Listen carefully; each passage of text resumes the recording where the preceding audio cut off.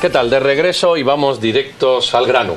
Ustedes han podido leer hoy, ayer, en estos días, cómo se acerca el plazo final para que las compañías telefónicas nacionales se encarguen de impedir que desde los centros de detención salgan señales de telefonía celular, algo que se había aprobado hacía un tiempo y que pareciera pues en fin, que tiene sus dificultades técnicas y otras que vamos a intentar poner sobre la mesa esta noche.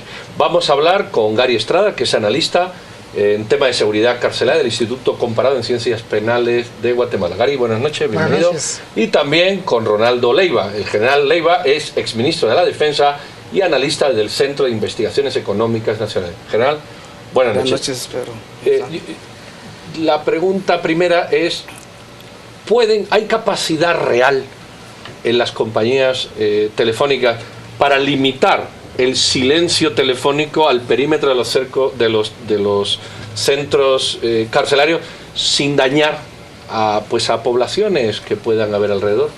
No sé quién de ustedes. Bueno, técnicamente va a ser muy complicado. Es más, la misma ley, previendo esa misma dificultad, plantea que no es responsabilidad de las empresas el dañar a usuarios. Lo que nos está diciendo es que una vez técnicamente en la construcción de la norma, obliga a que vaya a tener Hazlo, problemas. Pero si sale algo más, te perdono. Exacto. No, dicho entonces, probablemente sí va a afectar e impedirlo va a ser muy difícil. ¿Cuál es el modelo que se está discutiendo? Porque, a ver, yo creo que el debate del bloqueo de señal tiene ya más de 10 años y en su momento se dijo bloqueadores, después se habló de utilizar antenas que captaran todas las llamadas y que no la transmitieran a la señal, al resto de la red. Técnicamente, ¿cuál debiera ser el modelo que se debería de estar discutiendo? ¿Hay alguna nueva tecnología que permita bloquear señal? Bueno, yo creo que se está enfocando en la consecuencia y no necesariamente en el origen, ¿no? Al final el problema sí es que están saliendo llamadas de la cárcel, el Ministerio Público lo sabe, la policía lo sabe y las empresas también lo saben. El punto está que ¿por qué se están generando estas llamadas? Aquí el modelo penitenciario es lo que hay que entrar a discutir, no necesariamente el hecho de que están habiendo llamadas telefónicas. ¿Cuánto tiempo tienen las personas privadas de libertad para eso, digamos? ¿Por qué no están generando actividades ocupacionales que promuevan en todo caso una lógica rehabilitadora? Yo creo que ahí está la discusión, porque el tema técnico nos va a tener una discusión tan engorrosa que vamos a decir, bueno, sí se afecta, pero ¿por qué hay celulares en la cárcel? ¿Por qué no hay procesos de rehabilitación integrales? ¿Qué está haciendo la política penitenciaria de manera integral para poder evitar esto? General, esa era la pregunta que yo le iba a hacer, pero se la vamos a plantear y todo. Yo creo que al ministro de Gobernación hay que decirle, bueno, en vez de culpar a las empresas y de sancionar a las empresas, y de alguna manera perjudicar a esos usuarios colaterales, ¿por qué usted no hace su trabajo bien e impide que en las cárceles haya celulares? ¿Qué es su trabajo? Mira, el punto principal está en esa situación. Aquí se ha probado desde el 2007 que se inició con los primeros bloqueadores que no dieron resultados tan positivos como se esperaba. Tuvieron 2 empresas, una hizo mal el proceso, dejaron a otra como proveedora única, pero en el corto tiempo estos bloqueadores o inhibidores dejaron de funcionar. Les echaron la culpa al sistema penitenciario de que ellos tenían la llave de estos inhibidores, cosa que no era cierto porque la tenían las empresas. Entonces el sistema desde ese momento no rindió. También tenemos que estar en el concepto de que los inhibidores no van a dar la respuesta al 100%. Siempre habrán fallas técnicas de todo eso. Y la otra parte está en el origen desde la ley, que quiénes son los que van a catalogar. Primero, la solicitud, ¿quién la hace? Dice que la hace la CIT o el sistema penitenciario, la CIT. Lo supervisa las telecomunicadoras, ¿verdad? Las empresas. Ellos lo pasan a la cámara de los operadores de telefonía y ellos deciden la factibilidad técnica de hacer ese proyecto. Al decidir esto, ¿quiénes van a influir o quiénes van a costear el proyecto? Porque según la ley tiene que ser apoyada por el sistema penitenciario. Y si hemos visto que carecen de todos los recursos. Ahí vamos a la pregunta, ¿quiénes tienen que trabajar para impedir? No el hecho de que haya o no haya señal, sino el hecho de que no haya aparato transmisor en posesión del mismo delincuente. ¿Pero por qué el ministro se lava las manos y el gobierno haciendo una ley culpando a otros de lo que ellos no hacen, que es impedir que por la puerta de una prisión entre un teléfono? Es decir, a mí me parece un traslado de costos y de responsabilidad brutal, y estamos peleando con lo que hacen las empresas, pero no le decimos al ministro, mire, pero ¿por qué no hace su trabajo? Yo creo que no solo en este caso, digamos, del actual gobierno, sino en general, no hay una visión real de entrar al tema de penitenciario de verdad. Primero hay que racionalizar el uso cárcel. Empecemos por eso. La cárcel es un recurso finito, y por más que queramos construir cárceles, cárcel que vamos a construir, cárcel que se va a llenar. Necesitamos entender que el recurso cárcel tiene que utilizarse de una mejor manera. Y en ese sentido, mientras no se entre a analizar una política penitenciaria real, no solo un documento, sino me refiero a acciones concretas que vayan orientadas a la transformación de ese recurso cárcel, vamos a seguir hablando y buscar culpables de la falta de trabajo. En este caso, si el ministro está consciente, digamos, en la medida que sí hay un problema, hay un delito que se está generando desde las cárceles. El Ministerio Público también está consciente. Yo creo que lo que hay que empezar a generar son esas acciones. Veamos si funciona. No creo que sea lo mejor, pero lo que hay que empezar a trabajar de verdad no es esto, sino la política penitenciaria y la transformación del recurso cárcel. Recuerdo que en la ley de registro móvil de celulares, que si no estoy mal se aprobó en el año 2013, se incluyó el delito de ingresar un teléfono celular a los centros carcelarios. ¿Cómo evalúan la implementación de ese delito? Recuerdo que me tocó ir a Matamoros y sí estaban verificando el cumplimiento de la norma, pero en general en todo el sistema se está aplicando esa norma. Es un tema de corrupción, es un tema que sencillamente no hay capacidad de cumplirla. Bueno, de mi experiencia de visita a centros penitenciarios, las requisas para celulares se da muchísimo. Lo que hay es un populismo punitivo también, porque se crea cualquier actividad y hay que criminalizarla. Y lo peor, en este caso de la ley de registros de terminales móviles, que como ya mencioné desde el 2013, sí generó todo este abanico de generar prisión muy alta incluso por un robo de celular. Por más que cueste un celular, el celular más caro del mundo no va a costar los años de prisión que se le está enviando, y por ende para el Estado y a la sociedad en general le sale mucho más oneroso esos años de prisión que el mismo aparato que se robó. Entonces creo yo que hay que analizar más concienzudamente no solo eso, sino la falta de personal que hay de guardias penitenciarios, que esto es política y de recurso cárcel. Hay muy poco personal penitenciario para la cantidad de población penitenciaria. Es más, hablando de números concretos, hay un déficit de casi 22 guardias por cantidad de privados de libertad. O sea, es ridículo. Pero a eso le vamos a sumar lo que bien mencionaban, es que no hay no solo un tratamiento para el personal penitenciario adecuado, sino ni una lógica de tratar de entender a la cárcel como un recurso.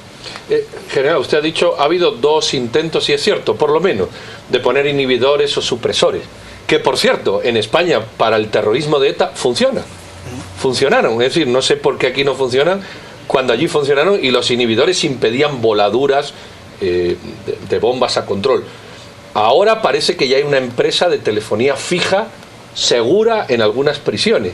La pregunta es, ¿todas estas actuaciones que se han hecho y que se están haciendo son de empresas? ¿De quién son esas empresas que parece que montan los negocios, se lavan las manos de la responsabilidad, lo pagamos los ciudadanos y estamos igual que hace 20 años a pesar de haber gastado una cantidad seria en estas cuestiones? ¿Se sabe algo de las empresas? ¿Hay algún interés por averiguar esos temas? Esas empresas fueron 21 millones que invirtieron en los inhibidores en el 2007. Y como quedó una como proveedora única, le reclamaron el porqué del fracaso de estos inhibidores. Pero nunca supieron dar una respuesta y todavía sigue el proceso sin aclararlo. Esa es una de las deficiencias que vienen, tenemos ya 7 años, ¿verdad?, de que eso sucedió. Entonces probar otras veces de la misma manera sería volver a cometer el error nuevamente. Entonces, ¿qué es lo que hicieron ahorita? Meter a las empresas. ¿Qué es lo que se espera? Se están creando demasiadas expectativas sobre esto. porque eso no es la única causa, ni es la única forma en la cual se va a combatir el fenómeno de las extorsiones, porque un 80% se calcula que sucede en las cárceles, ¿verdad? ¿Y el por qué? Siguen los aparatos ahí, se hacen requisas, se capturan celulares, chips, todo lo relacionado a telecomunicaciones, y usted hace otra requisa al día siguiente y vuelve a encontrar la cantidad similar de teléfonos. Yo sé que mi pregunta es un poco infantil, pero ¿por qué no se quitan los enchufes de prisión? ¿Qué hace un preso con un enchufe en su prisión? ¿Por qué no se suprimen los enchufes de prisión y los enchufes se dejan en los comedores y en las cocinas, que son dos lugares de encontrar? Porque eso hay que enchufarlo, ¿no? Es decir, ¿por qué no se toman? Hay que cargarlo. Puede parecer un poquito simple la pregunta, pero... Pues no es que sea tan simple la pregunta, sino que es una realidad que debiera de hacerse así. Las cárceles que están catalogadas como de máxima seguridad o de seguridad, pero modernas, como las que tienen los países avanzados, que no tienen esa problemática tan fuerte en el sistema penitenciario, no, si controlan esa clase de recursos, ¿verdad? La realidad es esa. Pero hay un caso ahí de que cuando trasladaron a un reo, ustedes saben quién es, reclamó de que lo llevaron a un sitio donde no podía conectar su aparato que le daba aire para respirar, ¿verdad? Entonces, esos fenómenos son los que se van dando. Entonces, sí se debe tener la instalación adecuada para cada caso.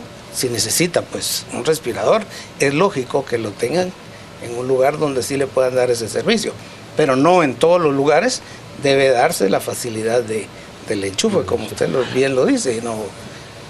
Yo creería que el tema es estructural. No, la pregunta no es nada infantil, es muy contundente, porque al final la estructura de la cárcel no permite esto. A ver, la cárcel en Guatemala tiene una infraestructura de 1970 con un modelo penitenciario agotado. No tiene un modelo de penitenciario rehabilitador en la situación actual, y mucho menos pensemos que la lógica del máxima seguridad va a resolver esto, sino hay que cuestionar realmente el modelo penitenciario para llevar a la arquitectura adecuada. La cárcel en Guatemala es muy similar a la de Honduras, y estoy hablando del caso lamentable donde se quemó una cárcel.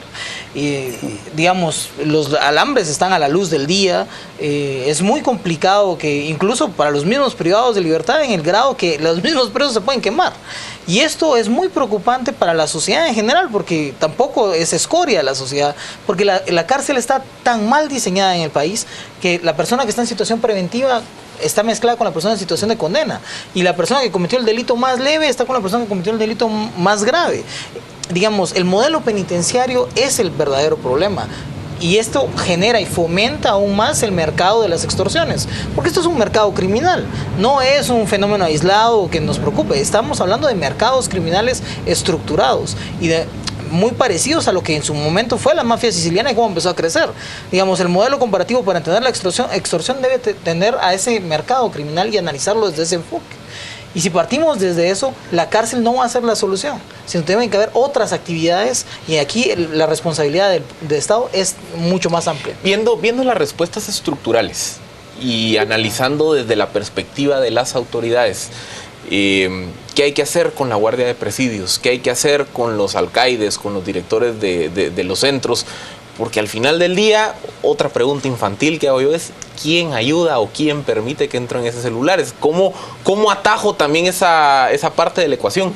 Si quieren 30 segundos desde sus instituciones, ¿qué se propone? Porque ustedes cada uno pertenece a una institución. ¿Qué ideas generales? Eso sí, 30 segundos cada uno para que no nos... Correcto. Desde nuestro punto de vista, como 100, se necesita la modernidad dentro de las instalaciones, en primer lugar.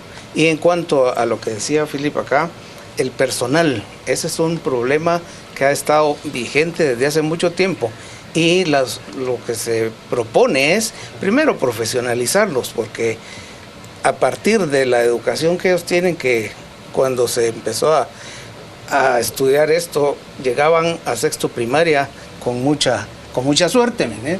Entonces, eso, después, lo que se llama la gradación de ellos o la carrera penitenciaria, que tampoco existe. Todos tienen los mismos grados, todos son agentes, entonces no hay un estímulo hacia la carrera penitenciaria. Y un último, por el tiempo, la cuestión de los salarios. Acaba de declarar Gobernación que los salarios son muy bajos. ¿Y eso desde cuándo lo sabemos? ¿Cuándo se ha propuesto el subirles a ellos el sueldo? Claro, bueno, tu tiempo rápido. Claro, nosotros compartimos en algunos puntos, pero principalmente hablamos de una reforma estructural del sistema penitenciario, y eso es una reforma penitenciaria integral. Uno de los ejes sí es la carrera penitenciaria y toca estos temas torales que habló el general, pero también hay otros elementos que para nosotros también son fundamentales para la gestión del recurso cárcel, y eso parte de primero dividir a las personas por su situación jurídica, dividirlas por un grado de peligrosidad e invertir, y aquí es una obligación estatal, no solo para dignificar al empleado público del sistema penitenciario, sino invertir en el profesional penitenciario especializado para un proceso rehabilitador integral. Muy bien, pues habían visto muchas soluciones que parece que ningún gobierno quiere poner, porque como bien decía el general, ¿desde cuándo no se sabe lo de los salarios? Y podemos extenderlo, ¿verdad? ¿Desde cuándo no se sabe pues que la cosa está mal? Ahí tendremos tema para los próximos días. Gary, muchísimas gracias. General, muchísimas gracias. Don Philly, nos vamos a deporte. Pedro, vamos a deportes. Bueno, pues hasta el próximo martes. Muchas gracias a ustedes. Y sin más, nos despedimos y nos vamos a deporte. Tengan feliz noche.